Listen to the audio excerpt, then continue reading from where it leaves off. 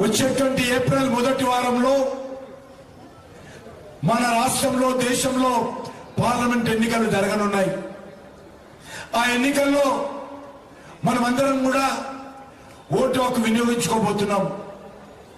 ఆ ఓటు ద్వారా ఈ దేశానికి ప్రధానమంత్రిగా ఎవరు ఉండాలి, ఈ దేశానికి ఎవరి నేతృత్వం అయితే ఈ దేశంలో అవినీతి రహితమైనటువంటి ప్రభుత్వం ఇవ్వగలుగుతారు, ఎవరి నేతృత్వం అయితే ఈ దేశంలో భారతదేశం యొక్క పేరు ప్రపంచవ్యాప్తంగా తీసుకెళ్లగలుగుతాము, ఎవరి నేతృత్వంలో ఈ దేశంలో పేదరికం సంబంధించినటువంటి సమస్యలు పరిష్కారం అవుతాయి, ఎవరి నేతృత్వం అయితే ఈ దేశంలో అవినీతి రహితమైనటువంటి ప్రభుత్వం అందివ్వగలుగుతాము, ఎవరి నేతృత్వం అయితే ఈ దేశంలో భారతదేశం యొక్క గౌరవం ప్రపంచమంతంగా మనం పెంచగలుగుతాము అనేటు ఆలోచన చేసి మనం ఓటు వేయాల్సిన అవసరం ఉంది.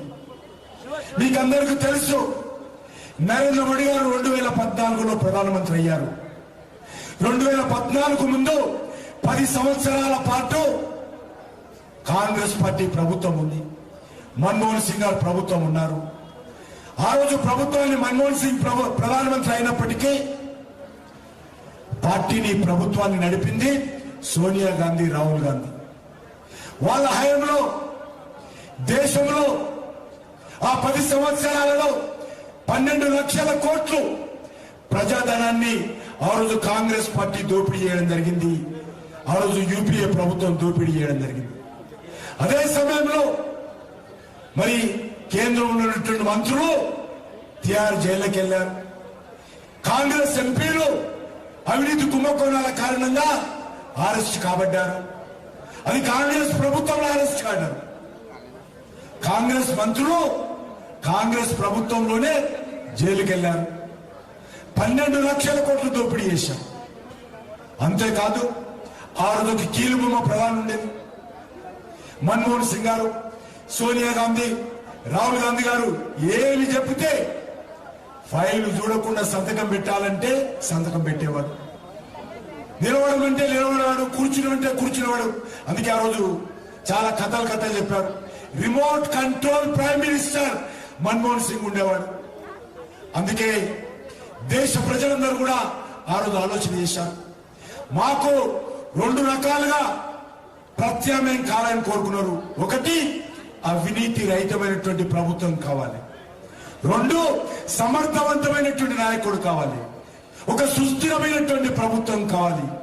అప్పుడే నా భారతదేశం బాగుపడుతుందని ఆ రోజు దేశ ప్రజలందరూ కూడా 2014లో ఒక అవినీతి రహితమైనటువంటి ప్రభుత్వం కోసం నరేంద్ర మోడీ గారు అయితే బాగుంటుంది, ఆయన ముఖ్యమంత్రిగా 15 సంవత్సరాలు చాలా అద్భుతంగా గుజరాత్ రాష్ట్రాన్ని ముందుకు తీసుకెళ్లాడు, దేశాన్ని కూడా గుజరాత్ లాగా తీసుకెళ్లాలని చెప్పి దేశ ప్రజలందరూ కూడా ఆలోచన చేసి ఆ రోజు భారతీయ జనతా పార్టీకి 270 సీట్లు గెలిపించి ఇవ్వడం జరిగింది. దానితో ప్రధానమంత్రి అయ్యారు. ఈరోజు మనం చేస్తా ఉన్నాను, గుండె మీద చేయి పట్టుకొని చెప్తా ఉన్నాను. ఈరోజు మమ్మల్ని విమర్శించే వాళ్ళు కానీ, నరేంద్ర మోడీ మీద విమర్శించే వాళ్ళు కానీ, చివరకు ప్రపంచంలో ఉన్నటువంటి ఏ దేశం కానీ, మన శత్రు దేశమైనటువంటి పాకిస్తాన్ తో సహా ఎవ్వడు కూడా నరేంద్ర మోడీ గారిని అవినీతి పరుడు అన్నాడు. నరేంద్ర మోడీ గారు 1 రూపాయి దుర్వినియోగం చేసిన చెప్పడు. అది నరేంద్ర మోడీ గారి నాయకత్వానికి ఉన్నటువంటి ప్రత్యేకత, భారతీయ జనతా పార్టీకి ఉన్నటువంటి ప్రత్యేకత. ఎవడు కూడా అన్నాడు. అందుకే ఈ రోజు మనీ వస్తాను, 9.5 సంవత్సరాల తర్వాత నరేంద్ర మోడీ గారి ప్రభుత్వము గత 9.5 సంవత్సరాలుగా ప్రధానమంత్రిగా నీతి నిజాయితీతో పనిచేశారు. మంత్రులందరూ నీతి నిజాయితీతో పనిచేశారు. ప్రభుత్వంలో 1 రూపాయి దుర్వినియోగం కాలే. అది ఈరోజు 2014లో నరేంద్ర మోడీ గారు దేశ ప్రజలకు గ్యారంటీ ఇచ్చాడు, నేను నీతి నిజాయితీతో కూడినటువంటి ప్రభుత్వాన్ని భారతదేశానికి ఇస్తానని చెప్పి ఈరోజు గర్వంగా చెప్పుకుంటున్నాము. ఆ రోజు ఇచ్చినటువంటి గ్యారంటీ ఇంకా కొనసాగుతుంది. 2వ అంశము, ఒక సమర్థవంతమైన నాయకుడు కావాలన్నారు, ఒక సుస్థిరమైనటువంటి ప్రభుత్వం కావాలన్నారు. మరి 2014లో 270 సీట్లు వస్తే 2019లో 302 సీట్లు బీజేపీకి వచ్చింది. మా ఇండియా పక్కకు పెట్టాడు. ఒక బీజేపీకే 302 సీట్లు వచ్చాయి. నరేంద్ర మోడీ గారి నాయకత్వంలో ఒక సమర్థవంతమైనటువంటి ఒక సుస్థిరమైనటువంటి ప్రభుత్వం ఇచ్చాము. ఈరోజు నరేంద్ర మోడీ గారి నాయకత్వంలో అది కరోనా వచ్చినా, ఆర్టికల్ 370 విషయం వచ్చినా, లేకపోతే ట్రిపుల్ తలాక్ విషయం వచ్చినా, లేకపోతే రైతాంగ సమస్యలు వచ్చినా, ఉగ్రవాద సమస్యలు వచ్చినా, లేకపోతే అనేక రకాలుగా రామజన్మభూమి సమస్య వచ్చినా నరేంద్ర మోడీ గారు సమర్థవంతంగా ఈ దేశాన్ని పరిపాలించారు. ఒక ప్రపంచమంతా కూడా దృష్టిని ఆకర్షించే విధంగా ఒక సుస్థిరమైనటువంటి ప్రభుత్వాన్ని దేశంలో ఇచ్చారు. అందుకే ఈరోజు దేశ ప్రజలందరూ కూడా, దేశ ప్రజలే కాదు ప్రపంచ ప్రజలందరూ కూడా భారతదేశం వైపు చూస్తున్నారు, నరేంద్ర మోడీ వైపు చూస్తున్నారు. అనేక సంస్థలు ప్రపంచవ్యాప్తంగా సర్వే చేశారు. అది అమెరికాకు చెందిన సంస్థలు కావచ్చు, యునైటెడ్ నేషన్స్ సంబంధించిన సంస్థలు కావచ్చు, యూకేకి సంబంధించిన సంస్థలు కావచ్చు, లేకపోతే ఫ్రాన్స్ కి సంబంధించిన సంస్థలు కావచ్చు, అనేక సంస్థలు ఈ దేశంలో ఎవరు సమర్థవంతమైన నాయకుడు, ఎవరు పాపులర్ లీడర్ అని సర్వే చేస్తే అమెరికా అధ్యక్షుడు వెనుక, బ్రిటన్ ప్రైమ్ మినిస్టర్ కూడా వెనుక ఉంటాడు. కానీ మొట్టమొదటిగా 70% ఓట్లతో ప్రపంచ నాయకుడు ఎవరంటే ప్రపంచవ్యాప్తంగా నిర్వహించిన సర్వేలో ఈరోజు నరేంద్ర మోడీ గారు వస్తా ఉన్నారు. అందుకే మీ అందరిని కోరుతా ఉన్నాను, ఒక సమర్థవంతమైనటువంటి ప్రభుత్వము నరేంద్ర మోడీ గారి నాయకత్వంలో ఈరోజు 9.5 సంవత్సరాలుగా ఇచ్చాం. కాబట్టి ఏప్రిల్లో జరిగేటువంటి ఎన్నికల్లో నేను తెలంగాణ ప్రజలను కోరుతా ఉన్నాను, తెలంగాణ ప్రజలకు అప్పీల్ చేస్తా ఉన్నాను. నరేంద్ర మోడీ గారు 370 సీట్లతో కేంద్రంలో అధికారంలో రాబోతుంది.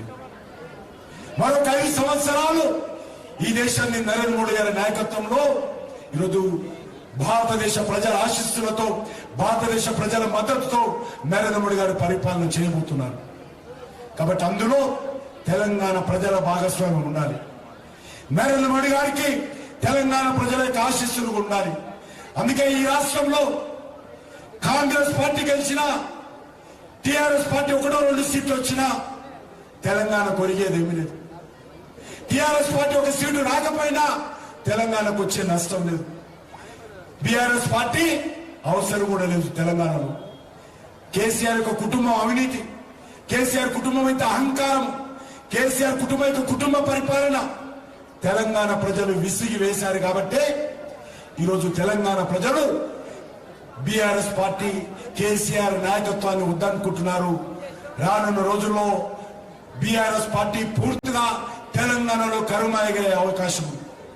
కాబట్టి 1 సీటు గెలిచినా లాభం లేదు, 1 సీటు రాకపోయినా మనకు వచ్చే నష్టం లేదు. అందుకే నేను తెలంగాణ ప్రజలను కోరుతున్నాను, 1 ఓటు కూడా మనం వృధా చేసుకోకూడదు.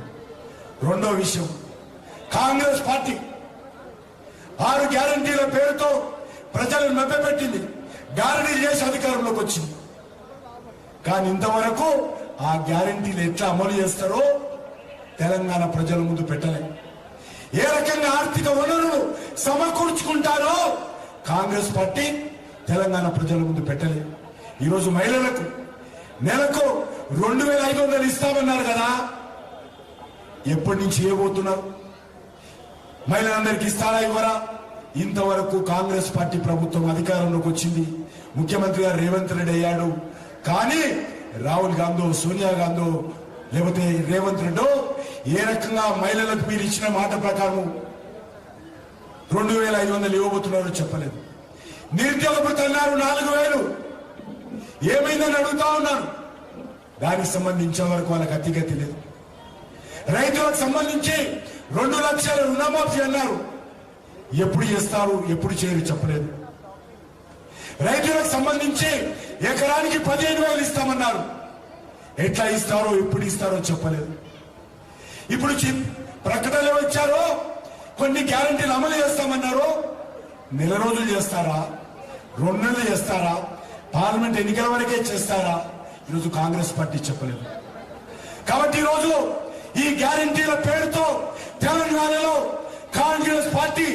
గారడి చేసేటువంటి ప్రయత్నం చేస్తా ఉంది, ప్రజలను మభ్యపెట్టేటువంటి ప్రయత్నం చేస్తా ఉంది. ముఖ్యమంత్రి అంటున్నాడు, మీరు 17 సీట్లు గెలిపిస్తే రాహుల్ గాంధీ ప్రధానమంత్రి అయితే ఢిల్లీ నుంచి పైసలు వస్తే ఈ గ్యారెంటీలు అమలు చేస్తామంటున్నారు. కాబట్టి ఎలక్షన్స్ ముందే కాంగ్రెస్ పార్టీ చేతులు ఇచ్చేసి, కాంగ్రెస్ పార్టీ కేంద్రంలో అధికారంలో వచ్చేది లేదు, చచ్చేది లేదు. రాహుల్ గాంధీ అసలు ప్రైమ్ మినిస్టర్ అయ్యే అవకాశం లేదు ఈ దేశంలో. ఈ రోజు అది ఎప్పుడూ అవకాశం లేదు, ఏ రోజైనా ప్రధానమంత్రి అయ్యే అవకాశం లేదు. ఎందుకంటే కాంగ్రెస్ పార్టీ కార్యకర్తలకు, కాంగ్రెస్ పార్టీ నాయకులకు రాహుల్ గాంధీ మీద నమ్మకం లేదు. అందుకే పార్టీ వదిలిపోతున్నారు. కాబట్టి మీ అందరూ కోరుతా ఉన్నాను, తెలంగాణలో ఉన్నటువంటి ప్రస్తుత పరిస్థితుల్లో కాంగ్రెస్ పార్టీ గ్యారంటీలు అమలు చేయలేదు. టిఆర్ఎస్ పార్టీ రేపు లేదు, అది నిన్నటి పార్టీ, రేపు అనేది ఆ పార్టీకి లేదు, భవిష్యత్తు లేదు. కాబట్టి తెలంగాణలో ఈరోజు తెలంగాణ అభివృద్ధి కోసం భవిష్యత్తులో నిలబడేటువంటి పార్టీ భారతీయ జనతా పార్టీ, నిలబడేటువంటి నాయకుడు నరేంద్ర మోడీ గారు. 9 సంవత్సరాలుగా 9 లక్షల కోట్ల రూపాయలు, 9 లక్షల కోట్ల రూపాయలు తెలంగాణ కోసం ఖర్చు పెట్టినటువంటి ప్రభుత్వము నరేంద్ర మోడీ గారి ప్రభుత్వం. భవిష్యత్తులో కూడా నరేంద్ర మోడీ గారి ప్రభుత్వమే ఈ తెలంగాణకు అండగా ఉంటుంది. తెలంగాణకు అన్ని రకాలుగా ఏ కష్టం వచ్చినా, ఏ ఇబ్బంది వచ్చినా తెలంగాణ ప్రజలకు అండగా నిలబడుతుంది. కాబట్టి మీ అందరిని కోరుతా ఉన్నాను, ఈ యొక్క ఖైరతాబాద్ గణేష్ని పాదపద్మాల దగ్గర నిలబడి ఆయన ఆశీస్సులతో నేను తెలంగాణ ప్రజలను కోరుతా ఉన్నాను, నరేంద్ర మోడీ గారిని ఆశీర్వదించండి, నరేంద్ర మోడీ గారిని బలపరచండి, బీజేపీకి అండగా నిలబడండి. తెలంగాణ నుంచి కూడా 17 సీట్లు గెలిపించండి. హైదరాబాద్ లో ఉన్నటువంటి అసదుద్దీన్ ఓవైసీని కూడా, మజ్లిస్ పార్టీని కూడా వచ్చేటువంటి ఎన్నికల్లో ఓడించాల్సినటువంటి అవసరం ఉంది అని చెప్పి సందర్భంగా మనవి చేస్తూ సెలవు తీసుకుంటున్నాను. భారత్ మాతాకి